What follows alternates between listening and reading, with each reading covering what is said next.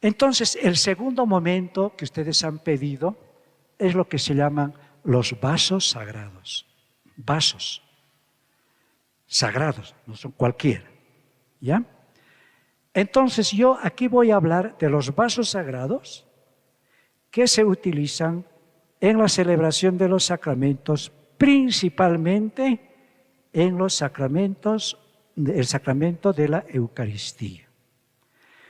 Y vamos a hacer el método que se llama la mirada a través de la mistagogía. Esto es una palabra que últimamente está entrando y el Papa Francisco insiste mucho. Así como hay geografía, filosofía, antropología, todo termina en IA, ¿no? Hay también mistagogía. ¿Y qué significa mistagogía? Llegar a tocar, a ver, sentir, interiorizar la presencia de Cristo, el misterio de Pascua, a través de los signos, en este caso, a través de los objetos sagrados. Yo voy a tocar los objetos sagrados porque por el ministerio que tengo, los obispos me han autorizado, incluso cuando no hay presbítero, a hacer la exposición. Así que con el permiso del párroco también, pero le comunico esto, ¿no? Que yo tengo el permiso de los obispos para ejercer este ministerio. No soy ministro extraordinario de la comunión, no, pero sí puedo hacer celebraciones en los lugares donde no hay presbítero, sobre todo en lugares alejados. No soy diácono, cuidado, soy laico, ya para distinguir las cosas. Comenzamos, con todo respeto, por supuesto, yo también, tomando el cáliz, ¿no? El cáliz. Todo el mundo sabe exactamente del cáliz. Pero antes de hablar una palabrita, ¿verdad? Porque esto es importante. Los objetos sagrados del que vamos a hablar tienen apoyo bíblico, porque esto es importante. Ahí les pongo ese texto, Éxodo 35, 30, ¿verdad? Al 34. ¿Qué dice? Voy a leer.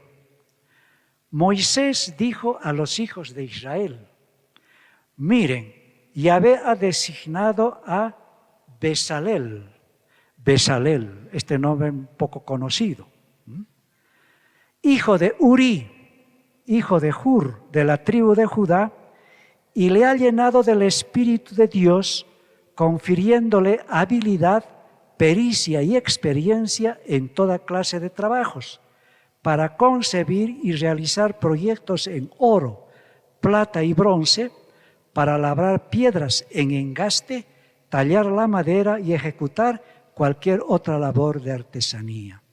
Éxodo 35, 30 al 34. Porque a veces nuestros hermanos no católicos dicen, eso de objetos no tiene sentido. Claro que tiene sentido. Para ellos no, porque no tienen liturgia. Lo que tienen es culto de la palabra, ¿no? La escuela dominical. Y ahí leen la palabra y el pastor horas y horas le pega una homilía de todo y la gente pues dice, está bien. Pero no tienen celebraciones litúrgicas, solo tienen el bautismo, ¿no? Pero de una manera muy sencilla. En cambio, los cristianos católicos, los anglicanos, los ortodoxos, etcétera, ¿no? Tenemos celebraciones litúrgicas, tenemos arte, tenemos imágenes, tenemos objetos sagrados. Y en la Biblia, ¿se han dado cuenta aquí? Este señor Bezalel, por orden de Yahvé, dice, tú empieza a tallar. Y el templo de Jerusalén, cuando se construye, comienza con David, pero se construye con Salomón, era una joya por dentro. El arca de la alianza, todo de oro. Le empiezan a poner ángeles, arcángeles, querubines, toros, serafines, palmeras. Eran imágenes de vida. Por eso de decir que no hay imágenes a veces pasan muy rápido. Ese es otro tema que a lo mejor cuando haya tiempo se puede organizar, el tema de las imágenes. en el culto de la iglesia. Ahora estamos con los objetos. Entonces, el empleo, ¿verdad?, de los vasos sagrados, importante. Primero comenzamos entonces con el cáliz, que es el objeto sagrado más importante. Fíjense, mis hermanos, el cáliz tiene 3 piezas. Así, si miramos con ojo de artista, decimos, muy bonito, muy lindo, bello, formidable. Pero nosotros vamos a mirar, además de eso, con ojos de mistagogo, vamos a aplicar la mistagogía. Y la mistagogía nos hace descubrir 3 piezas. La pieza de arriba, que es la copa propiamente, donde está presente la sangre del Señor y también el cuerpo del Señor. Porque el sacerdote un momentito, en la inmicción que llamamos, deja caer un pedacito de la hostia, han debido ver, en la parte superior. ¿A quién representa la parte superior? Es la ofrenda de la víctima perfecta. Es el ofertorio perfecto.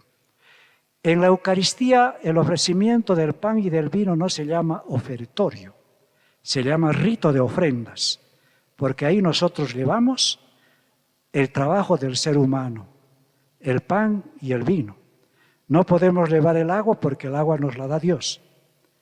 En cambio, cuando se da el verdadero ofertorio, el verdadero ofrecimiento de la víctima, cuando el sacerdote, ¿no?, después de este es el sacramento de nuestra fe, va a decir, Padre, te ofrecemos la víctima perfecta que es de tu agrado. De modo que la copa que contiene el cuerpo y la sangre del Señor, ¿a quién representa? A Cristo Cordero Pascual. El Cordero que dio la vida, pero que triunfa y cuya sangre es la sangre de la nueva alianza. La base que ustedes tienen aquí, ¿a quién representa? Al pueblo de Dios, a la comunidad celebrante. Nosotros estamos representados en la base de este cáliz, en la base de este objeto sagrado tan bello. ¿Se han dado cuenta? Aquí cada uno puede poner su nombre, su familia, su cultura, los que han fallecido, los que han muerto, los que están esperando, las mamás, ¿no?, familia, etc. Aquí. Porque Jesucristo, ¿verdad?, es el eje de todo. Y esto del medio, ¿a quién representa? Cristo, el mediador perfecto. Cristo es el único mediador. Y los demás somos mediadores apoyados en la mediación de Jesucristo. Fíjense qué belleza entonces ver con ojos mistagógicos. Lo de arriba, la ofrenda perfecta, el Cristo Cordero que se ofrece. La base, nosotros, a pesar de nuestros pecados y de nuestra miseria. El del medio, Cristo mediador, víctima y nosotros. ¿Se han dado cuenta? Y esto hay que explicarlo. Esto hay que asimilarlo, si no, no gozamos de la celebración.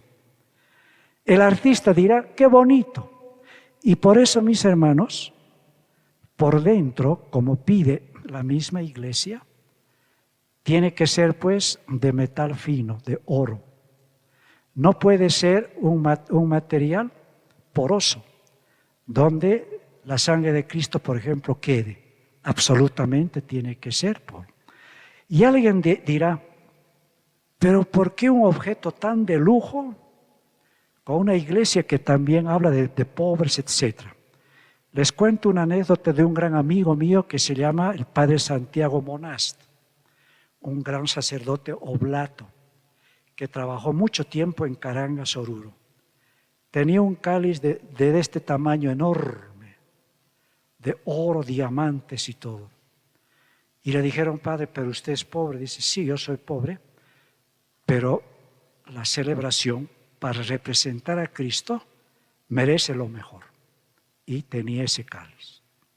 Entonces, de hoy en adelante, cuando ustedes miren el cáliz, aparte de bonito, etc., fíjense qué teología. Cristo víctima, mediador, yo que estoy representado en la base o en la parte, la tercera pieza del cáliz. ¿Se han dado cuenta? ¡Qué maravilla! Otro objeto, ahí les pongo el término griego, todo eso, bueno, ya ustedes lo van a tener. El otro es lo que se llama la patena. Lo mismo, ¿verdad? Con todo respeto, este platito. ¿Qué característica tiene este platito? En primer lugar, tiene la forma redonda. Y la redondez en la Biblia significa la totalidad. La totalidad. De modo que la figura redonda significa plenitud. Estamos todos aquí. Aquí está el cuerpo de Cristo, pero también sus miembros. Está Cristo cabeza y cada miembro. Por eso cuando levanta el cuerpo consagrado del Señor, es para que la gente vea, la patena, ¿no? Donde está el cuerpo del Señor. Pero resulta que cada uno de nosotros también es una auténtica patena. ¿Por qué? Porque recibe, ¿verdad? El cuerpo y la sangre del Señor. ¿Y para qué recibe? ¿Para guardarla? No, para alimentarse y para dar vida a los demás. Y el ministro extraordinario más todavía, porque no solamente se contenta con el rito, sino que lleva la misión hacia los más necesitados, los enfermos.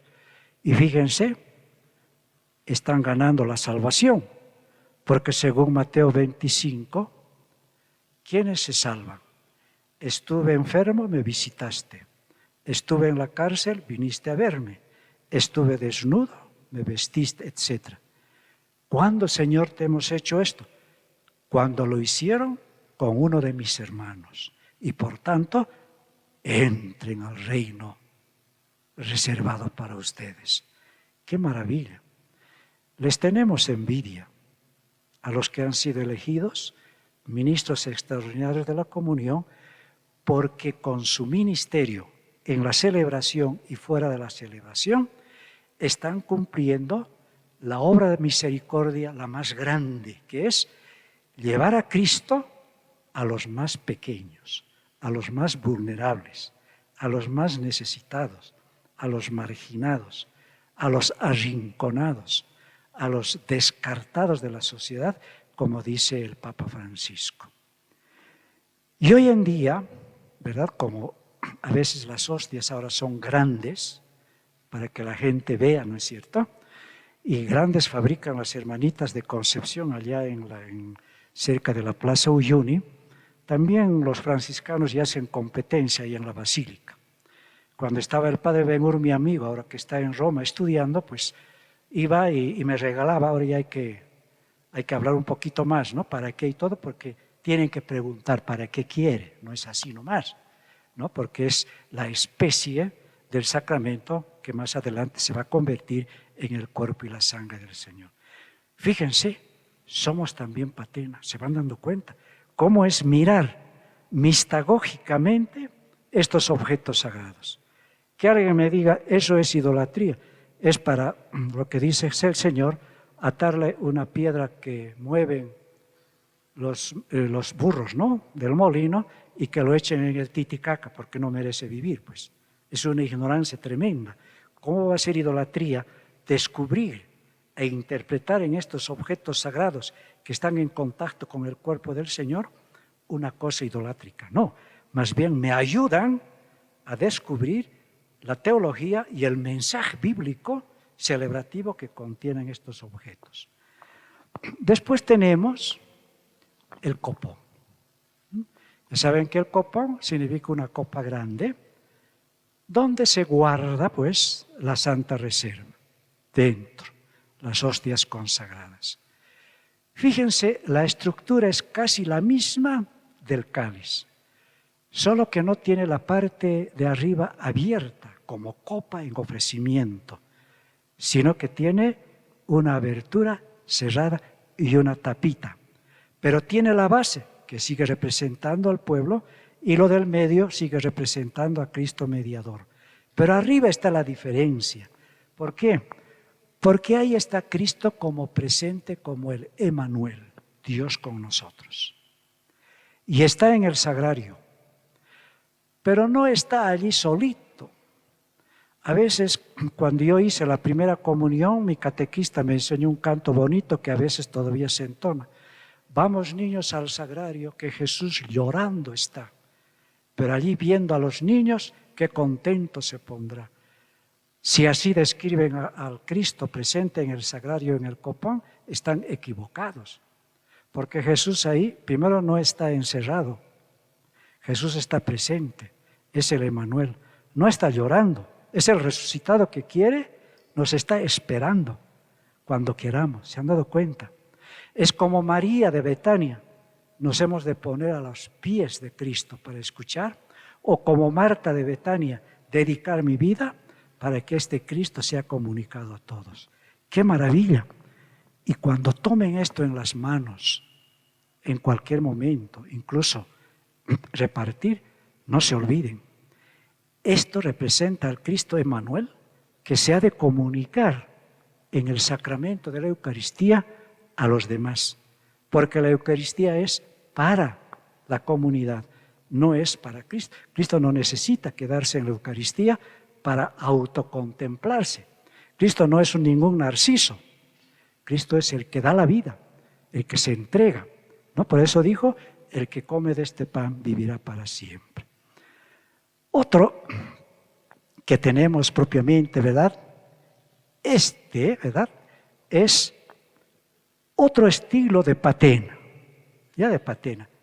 Dejamos simplemente, vale para lo que es para una hostia más grande, se han dado cuenta, porque las hostias cada vez van siendo más grandes. Este es lo que se llama la custodia.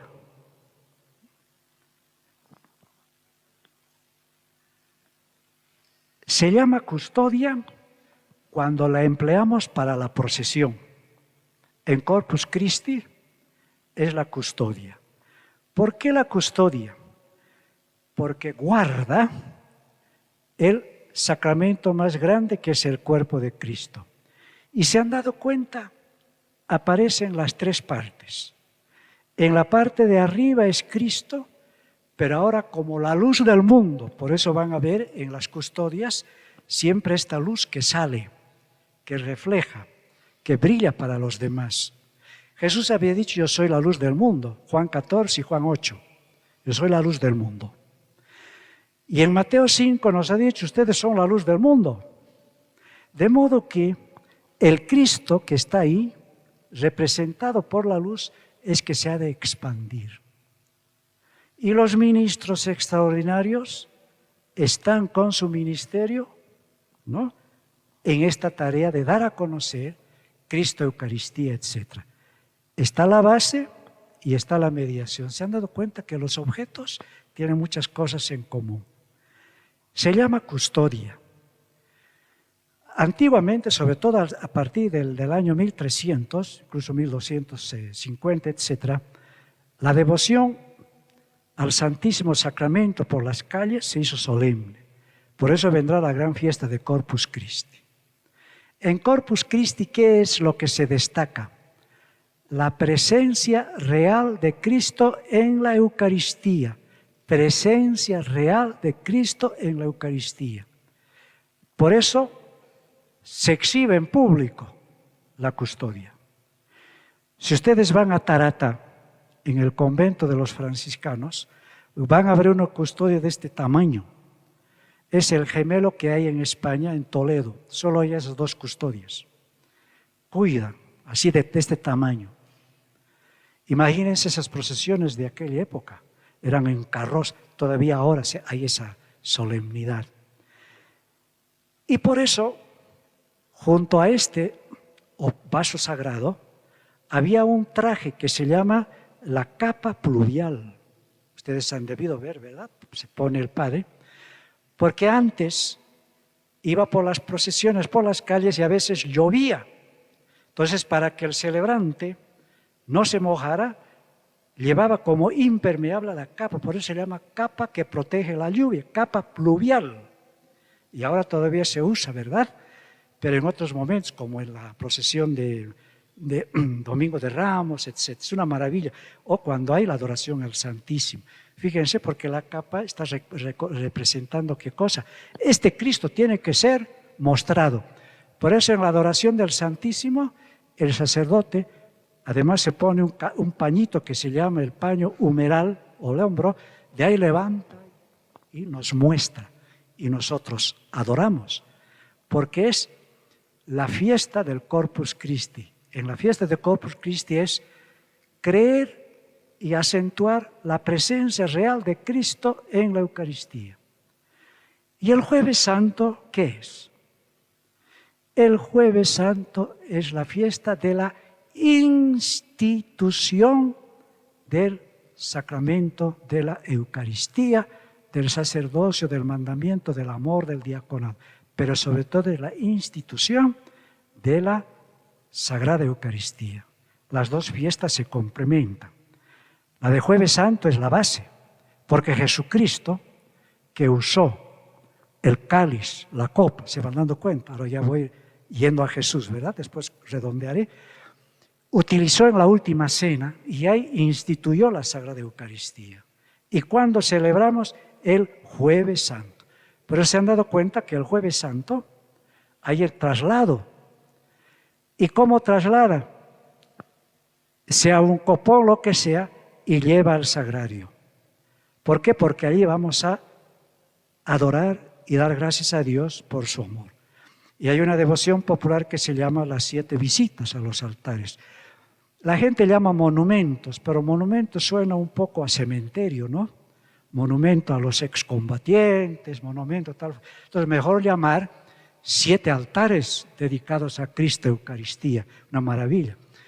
Se supone que los ministros extraordinarios de la Eucaristía se apuntan en sus respectivas parroquias para presidir, juntamente con otros hermanos, ese momento de la adoración de los fieles que van pasando por los templos. O si no, van a las casas y de ahí se hace la adoración. El asunto no es tanto el lugar, sino la adoración. Por esto, a la custodia se le llama también ostensorio. Ostensorio. ¿Qué significa ostensorio? Mostrar. Y se llama ostensorio sobre todo cuando los jueves, que hay una bonita costumbre, hay la adoración del Santísimo Sacramento. El sacerdote viene y sobre el altar pone el ostensorio. Ahí está. Y dentro del ostensorio, hay un pequeño objeto que se llama viril. B chica, I, R, I. Padre cree, a ver, mire el Padre, pues realmente usted, Padre, está iluminado por el Espíritu Santo, no deja, qué detalle, gracias, Padre. Este es el viril. Viril. Viril. Aquí se coloca la sagrada forma. Y esto es, diría yo, signo del encuentro, ¿verdad? De nuestra pequeña humanidad representada en esa obra de arte con el Cristo Eucaristía. De modo que estos objetos sagrados, que generalmente tocan personas que tienen el ministerio o el orden sacerdotal, diácono, obispo, sacerdote, gracias Padre, no sabe cómo le agradezco. Entonces, se han dado cuenta, están viendo. Entonces, cuando vean el viril, digan, ¿cómo me quiere Dios? Esa comunión estrecha. Por eso la oración que se llama la comunión espiritual, que muchas veces se ora, sobre todo la oración compuesta por San Alfonso María Ligorio, que es lo que normalmente hacen en las transmisiones, se inspira en esto, ¿no? Ven a mi corazón como si realmente estuvieras de manera presente, porque yo te amo, ¿no? Si se han dado cuenta, los objetos sagrados nos llevan a utilizar el lenguaje del amor. Nosotros le damos el arte y Dios pone la gracia, su presencia.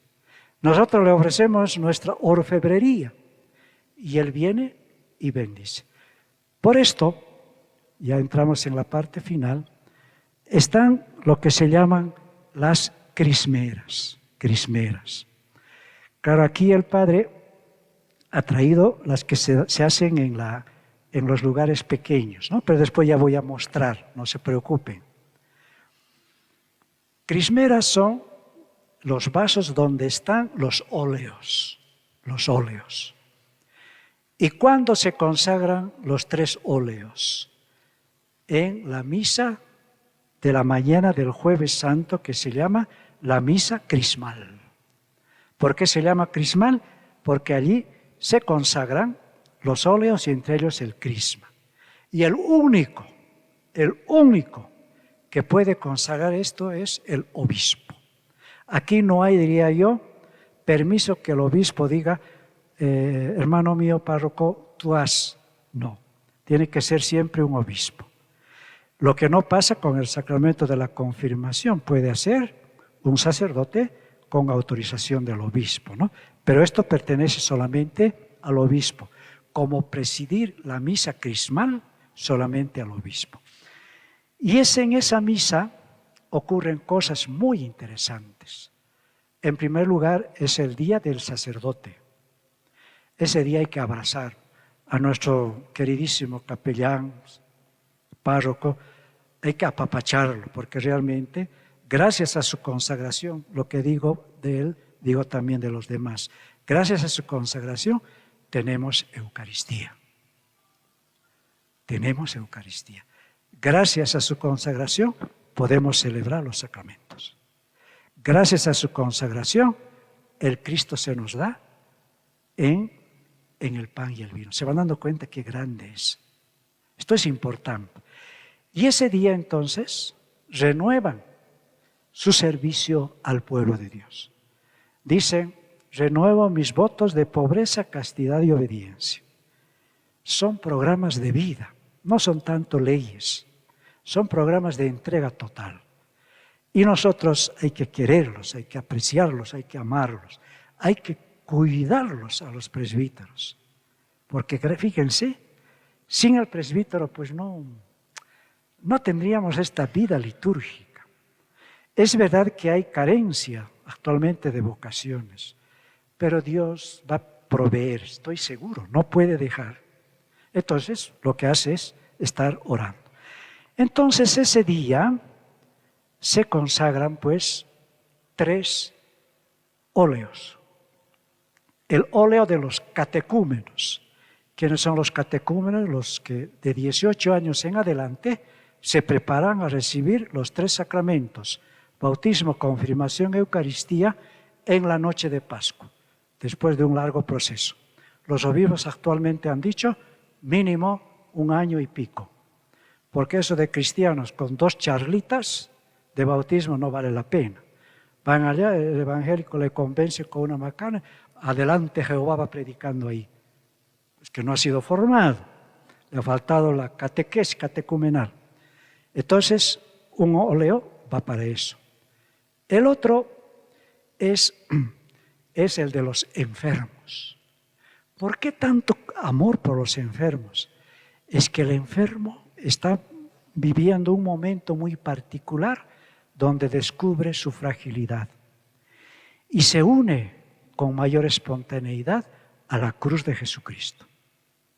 Porque la cruz de Jesucristo da sentido al sufrimiento.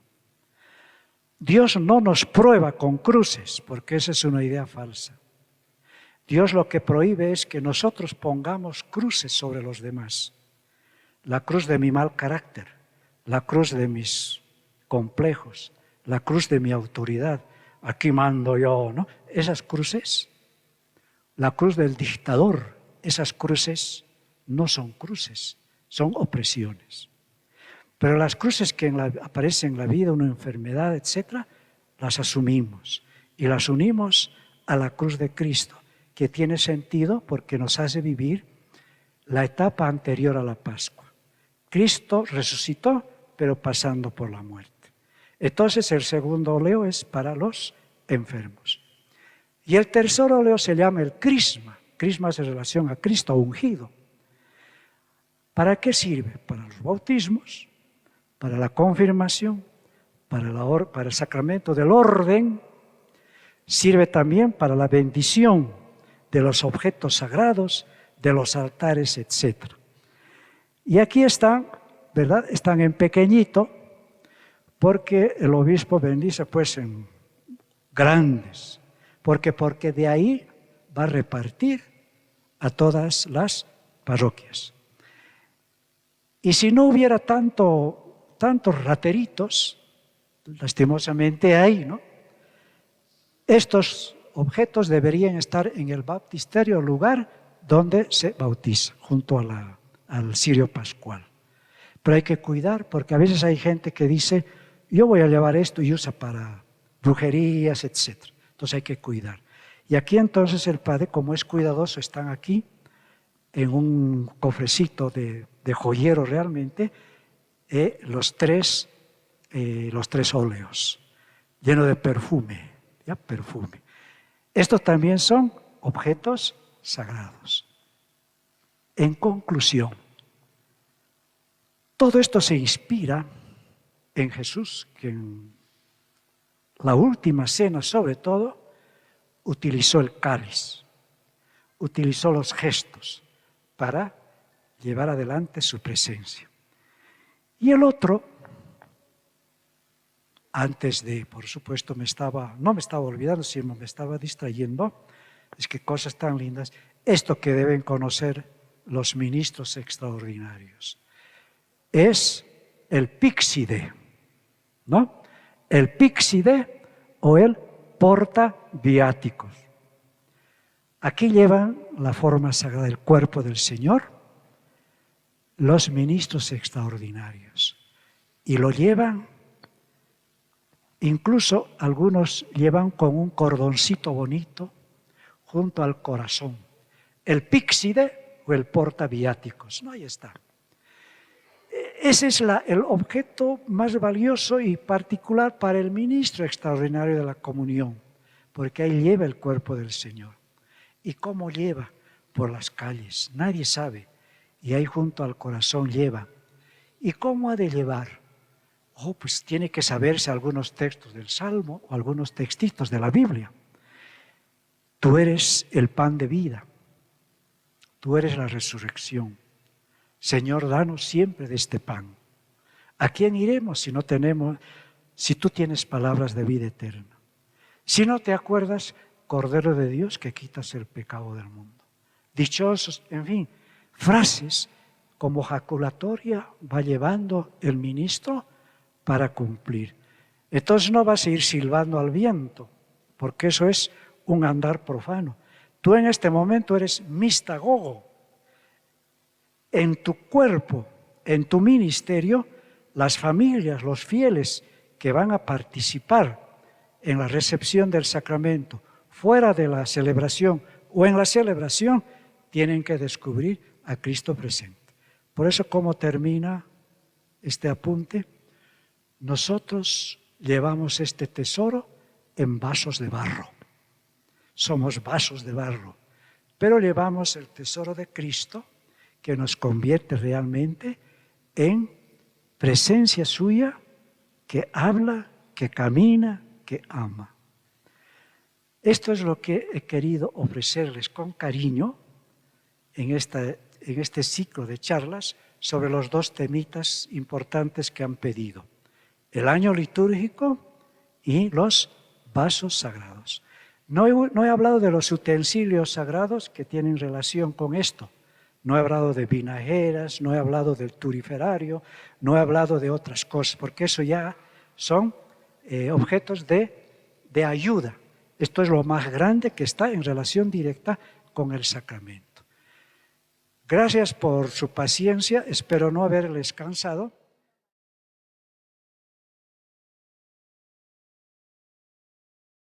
Quizá podemos pasar a las preguntitas con toda curiosidad.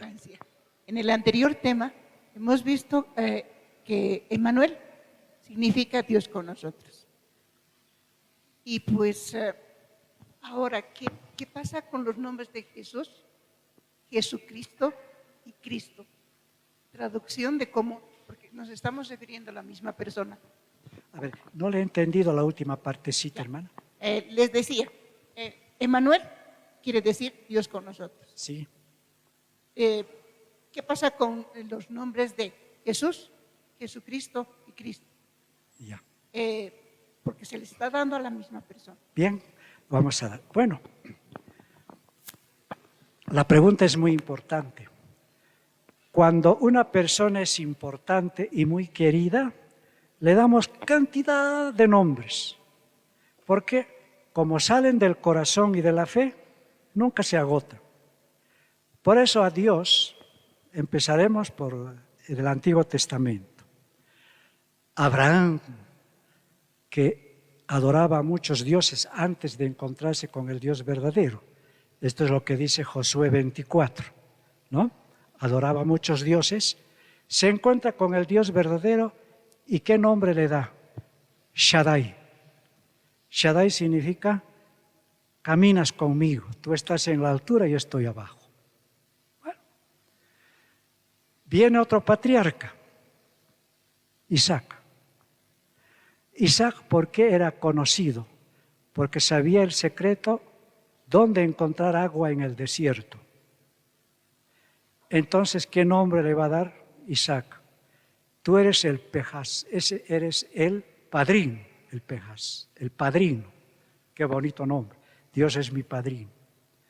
Viene Job, un tipo terco, ¿no? Hasta se pelea con él, Génesis 28. Finalmente Dios le convence de que Dios es el Dios de la verdad. ¿Y qué nombre le va a decir? Tú te llamas Berit, que significa alianza. Después van surgiendo otros nombres como Elohim, y así, Altísimo, etc., hasta llegar a Éxodo 3:14, donde Dios dice, a partir de ahora llámenme Yahvé, que significa, yo estoy con ustedes para siempre. Yahvé es el nombre oficial, no Jehová por si acaso, Yahvé. Y de ahí van saliendo nombres en los salmos. Dios, tú eres mi alcázar, tú eres mi... Cantidad de... ¿Por qué? Porque a Dios lo amamos. Le decimos cosas que nosotros sentimos. Son nombres que salen de adentro, ¿no? Y es poco a poco. Vino Jesús, todos esos nombres los tiene, y finalmente dice, bueno, yo les voy a dar el nombre definitivo de Dios. Y Dios es Abba, papá. Listo, se acabó. Por eso en la liturgia decimos siempre Dios Padre. Dios y Dios. ¿Se han dado cuenta? De la hermana, la pregunta es muy interesante. Respecto a Jesús, ¿cuál es el nombre histórico de Jesús? En hebreo, Yeshua, o sea, Jesús, que tiene relación con Yahvé, que significa el Salvador. Pero una vez que Jesús ha cumplido la misión, entonces comienzan a haber distintos nombres que ponen de relieve las características de Jesús. El nombre que une a Jesús nacido en Belén con el Cristo resucitado, ¿cuál es? Jesucristo. Jesucristo. Es el nombre que une la historia terrenal de Jesús, Jesús, con la historia de Cristo Dios, Cristo. Por eso Jesucristo. ¿Se han dado cuenta en la liturgia? Te lo pedimos por nuestro Señor Jesucristo. Por tanto, el nombre de Jesucristo. Ahora, el que quiere directamente referirse al Cristo pascual, habla de Cristo. Cristo significa ungido. En hebreo se dice Mesías o Mesías, ¿ya? Y en griego se dice Kyrios, significa el Señor.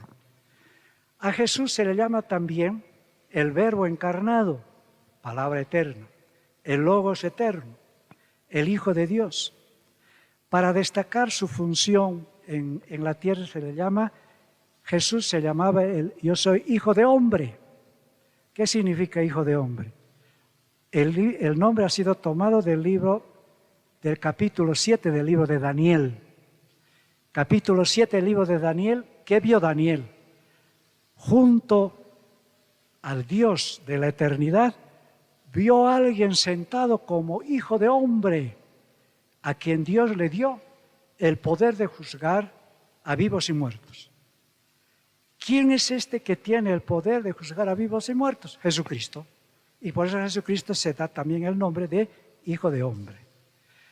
Jesús se da también el nombre de el Salvador. Más bien le dan a Él el nombre de Salvador. ¿Por qué? Ha salvado al mundo. Es el Redentor. Es el Señor. Emmanuel es el nombre que los profetas dieron al enviado definitivo de Dios. Isaías 7:14 fue el primero que dijo. Al rey Ahías se lo había dicho eso, ¿no? Cuando estaba, al rey Ahab le había dicho eso.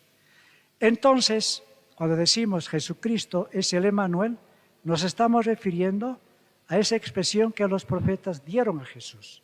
Y Jesús, antes de irse, Mateo 28, 16 al 20, en la parte final que dice, yo estoy con ustedes hasta consumación del mundo, Emmanuel. Y este nombre Emmanuel, ¿en qué liturgia sale? En tiempo de Adviento. Cuando decimos, oh luz, oh llave, oh Emmanuel, sobre todo en la liturgia de las horas. De modo que hay otros nombres también, es largo, y a Jesús pues le decimos nombres que salen del corazón, nombres teológicos y nombres litúrgicos. Y Emmanuel es un nombre litúrgico, bíblico, poco usado, generalmente utilizado en tiempo de Adviento y Navidad. Esto sería un poquito el comentario, la gran pregunta que he hecho. Más que todo, tengo una curiosidad de los santos óleos. Como tiene barbijo, no le estoy escuchando mucho. Bueno, era sobre los santos óleos. Me preguntaba de qué están, ¿no? ¿Cómo hacen esos óleos y cómo los diferencian? Porque hay 3 tipos de óleos. Esa era mi consulta, más que todo mi curiosidad. Ya. Sobre los términos. Los 3 óleos. Ya. Bueno, bien, vamos a ir ampliando. En primer lugar, el material del que se extraen estos signos sacramentales, los óleos, son vegetales. De modo que allí no hay plástico. Se saca del olivo, se puede sacar también, algunos en Europa van haciendo de giras, pero sobre todo del olivo. ¿Por qué del olivo? Porque el olivo significa eternidad. Si ustedes van a Tierra Santa, en el huerto de Getsemaní, hay olivos tan antiguos que algunos dicen del tiempo de Jesús. Y está probado que algunos tienen más de 1000 años. Por eso en los Juegos Olímpicos griegos, el premio no eran millones como ahora dan, sino era una corona de rama de olivo, que significa eternidad. De modo que ese es el material del que hacen, pero le ponen un gran perfume, el más caro. Ojalá fuera perfume de sándalo, el perfume que utilizó la mujer que ungió a Jesús, o María de Betania, que también ungió a Jesús. Es de vegetal, por tanto, el material. ¿Ya? Sobre todo tiene que ser muy perfumado el santo crisma, porque se utiliza para el bautismo, para la ordenación, sacerdotes, diáconos, obispos, para la consagración de los templos, de los altares, objetos sagrados, etc. De modo que este sería perfume. Por eso cuando el obispo ha de ungir al nuevo presbítero, tiene que echarle harto óleo crismal y que sea pues un perfume que invada toda la catedral. Porque es lo que dice Pablo, ustedes son el olor atrayente de Jesucristo, ¿no? O sea, todo ese signo está presente. Por ahí iría, hermana, esta manera un poquito más de casa, ¿no? De cómo están hechos estos materiales. Quería preguntarte, ¿cuál es la diferencia entre Jehová y Yahvé? Ya. Muy claro aquí, esto es interesante, de la diferencia entre Jehová y Yahvé. tienen tiempito, ¿no? O tienen aguante. Yo tengo también aguante, no se preocupe. Sí, no hay problema. Con toda libertad la gente... A ver, vamos a ir con calma. En primer lugar, hay que ir a la lengua hebrea, porque el Antiguo Testamento fue escrito en hebreo, algunos en arameo, al hebreo. Y en hebreo, el nombre de Yahvé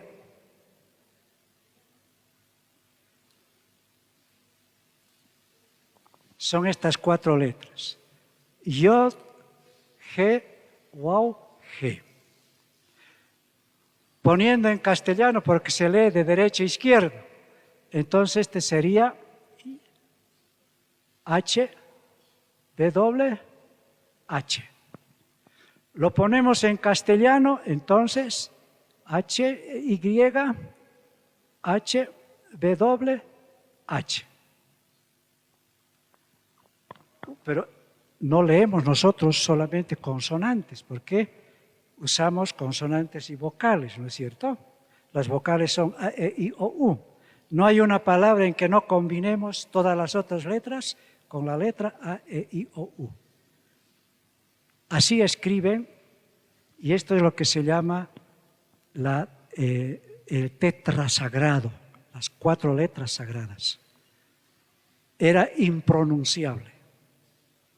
Tanto respeto tenían los judíos, los hebreos antes, después los judíos, que realmente pues este nombre no lo pronunciaban.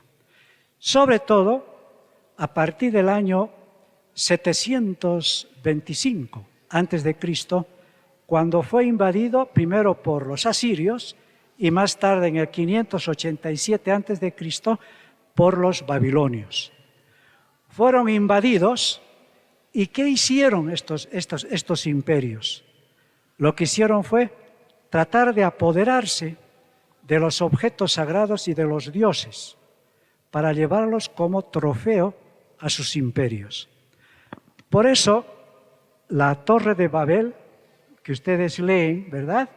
En Génesis capítulo 11, ustedes conocen esta historia, ¿verdad? De la Torre de Babel. ¿Quiénes inventaron? Los babilonios. Alguien me dirá, quiero ir a Babilonia. Compramos un pasaje y vamos a Irak, la tierra del antiguo Tata Hussein, tan bárbaro que era, ¿no? Los ríos Éufrates y Tigris, por ahí queda, de modo que es un lugar histórico. ¿Qué hacían estos señores? Para burlarse de los pueblos vencidos, aquí colocaban las imágenes de sus dioses vencidos. Cuando se trata de Israel, no encontraron una imagen concreta. Y lo que hicieron los israelitas fue hacer desaparecer todo signo que pudiera llevar al nombre de Dios. Lo mantuvieron en secreto. Y en el exilio, en lugar de Yahvé, inventaron el nombre de Adonai. Adonai significa mi Señor. Mi Señor. Pasa el tiempo, van a llegar unos sabios que se llaman masoretas, unos sabios judíos, que al ver que la gente ya se había olvidado de leer, incluso de hablar el hebreo, dijeron, no, pues tenemos que colocar para que los jóvenes aprendan a pronunciar el nombre de Dios. Tocan el nombre de Yahvé, ¿qué van a hacer? Tocan estos 4, van a tomar de esta palabra las vocales. Entonces, la primera es A. Aleph en hebreo. En realidad no es A, es una letra especial. Es entre vocal y consonante, pero valga. Aquí entonces voy a colocar las 4 letras. En lugar de colocar A, se han equivocado, han colocado una E. Han tomado ahí y han tomado A. Y de ahí les ha salido Jehová o Jehová. De modo que es un error del copista. Si tú a un judío le dices actualmente, oye, adoraremos a tu Dios Jehová, te van a sacar a patadas, porque el nombre oficial es Yahvé, Yahvé. ¿Ya? ¿Se van dando cuenta? ¿Y por qué ha quedado Jehová? Bueno, pues como tomaron esta traducción nuestros hermanos no católicos del siglo XVI, empezó a divulgar y ahora es una potencia económica los testigos de Jehová. Es difícil ya pues, porque cambiar de nombre sería hacerse autogol, entonces ha quedado ahí. ¿Se ha dado cuenta, hermanita? El error, ¿cuál es? Una copia y sobre eso está girando este nombre, Yahvé, Jehová. Fácil, ¿no? No hay problema. Jehová. No, lo correcto es Yahvé, Yahvé. Pero para nosotros lo correcto, ¿cuál es? Dios Padre. Listo, gracias, hasta otro día.